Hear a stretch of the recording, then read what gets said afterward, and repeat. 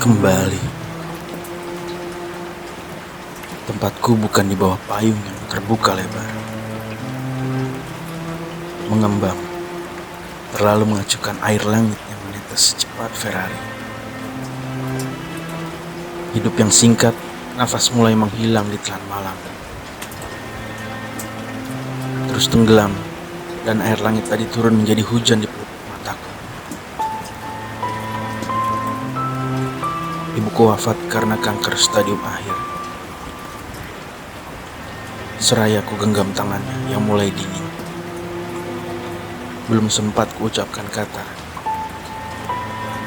"Aku sangat mencintaimu, Bu." Ia sudah pergi, tapi aku yakin ia melihatku di sana sembari berkata, "Aku sudah mencintaimu semenjak kau di rahimku, Nak." Sekarang aku hidup sebatang kara. Ibu telah pergi untuk selamanya.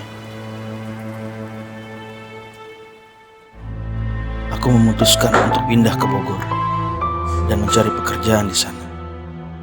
Tak ada saudara, tak ada orang tua. Aku fix batang kara.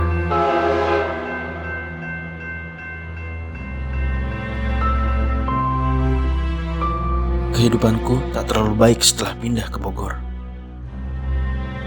Karena di Jakarta, aku tinggalkan rumah warisan dan usaha ibu begitu saja kepada adik dari ibuku, yaitu Bibi Gita. Memilih untuk mengekos dengan sisa uang yang kuperoleh dari hasil kejahatanku di masa silam. Sebut saja aku Rebe. Ya, dulu aku seorang begundal yang tak takut apa dan siapapun.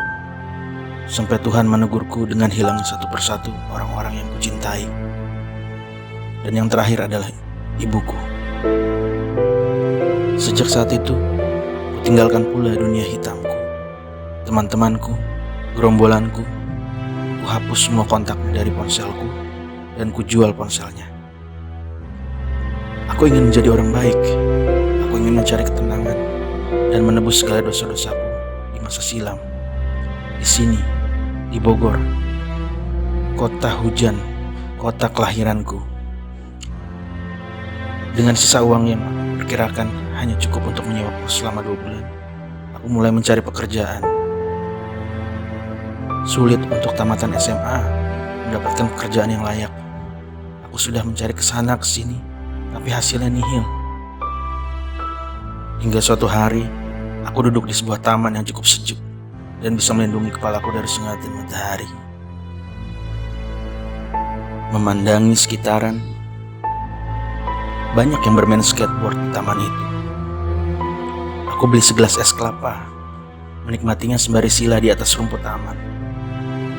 Dan aku pun mulai melamun, mulai berpikir bahwa Tuhan tak berpihak kepadaku saat ini. Tiba-tiba lamunanku berantakan. Ada 3 orang yang menepuk pundakku. "Sendirian aja lo di sini?" tanya salah satu di antara mereka, dan mulai menodongkan pisau ke arahku. Mungkin mereka sudah memperhatikanku semenjak aku di taman itu. Dengan kasar, satu di antara mereka berkata, Goblok, gue minta duit. Ini wilayah gue." Sontak aku berdiri dan dengan tenang kulibas tangannya yang menggenggam pisau, lalu kusikat batang lehernya dengan tinjuku sampai dia jatuh terlentang tak sadarkan diri. Ternyata 2 orang temannya pun memegang pisau dan mulai menghunuskannya kepadaku. Tapi untungnya, dengan pengalaman begundalku, aku dapat menghindari serangannya dan menghajar mereka satu persatu. 2 orang itu pun lari terbirit-birit setelah banyak pukulan telak mengarah ke wajah yang mematahkan hidung mereka. Namun mereka meninggalkan 1 orang temannya yang pingsan dan sebuah gitar bolong yang tergeletak di atas rumput. Aku berpikir, mungkin mereka pengamen tukang palak. Kupikir gitarnya juga bisa berguna, maka ku ambil saja. Setelah ku bayar es kelapa, banyak orang ramai mengerumuni si pemalang yang masih pingsan dan bertanya padaku,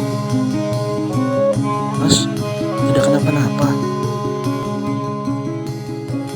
Lalu ku tinggal ke tempat itu, masa bodoh.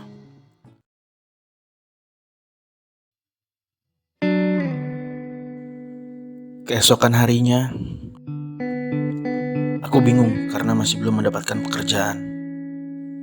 Di kosan hanya ada seonggok gitar butut yang kemarin ku dapatkan dari pemalak.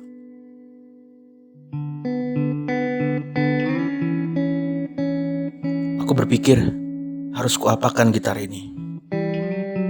Sementara bermain gitar pun aku tak bisa. Apa aku jual saja, tanyaku dalam hati. Tapi hanya laku berapa untuk sebuah gitar yang kulit kayunya sudah banyak yang mengelupas dan banyak tempelan stikernya.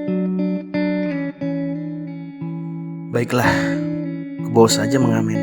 Dengan modal nekat dan kemampuan bermain gitar nol. Tak disangka, ternyata banyak orang bilang suaraku bagus. Tapi permainan gitarku payah. Namun aku tak menyerah. Setelah 41 hari, hampir 2 bulan, belajar gitar secara otodidak. Dan dengan ketekunan dan kesungguhan serta doa juga dibantu oleh beberapa satpam komplek yang sudah akrab denganku di tempatku mengamen, akhirnya aku bisa bermain gitar, walaupun hanya chord dasarnya saja. Tapi paling tidak, aku sudah memiliki modal untuk mengamen dalam hatiku.